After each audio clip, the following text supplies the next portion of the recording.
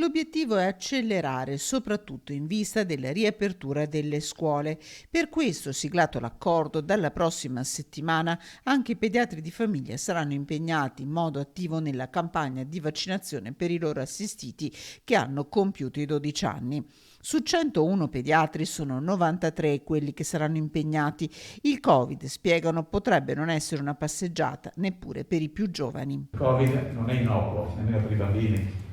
Non è innocuo perché ci sono bambini che si ammalano, ci sono bambini che hanno il cosiddetto long Covid, cioè una malattia che stenta a risolversi. Un coinvolgimento attivo, quello dei pediatri, che si impegnano a contattare in modo diretto le famiglie dei loro pazienti che ancora non hanno aderito alla campagna di vaccinazione grazie all'attivazione di una app. Lo faremo tramite questo mezzo informatico dei nostri programmi e io credo che probabilmente ormai siamo giovedì, non questa settimana, ma dalla prossima i primi pediatri cominceranno a vaccinare nei propri studi.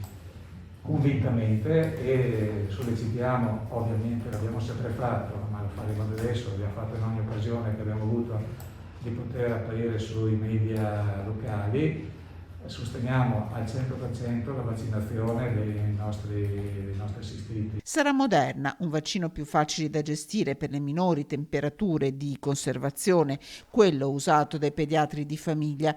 Il vaccino è certificato per gli adolescenti, assicurano i responsabili dell'ULSS 6, nessuna sostanziale differenza tra Pfizer o Moderna.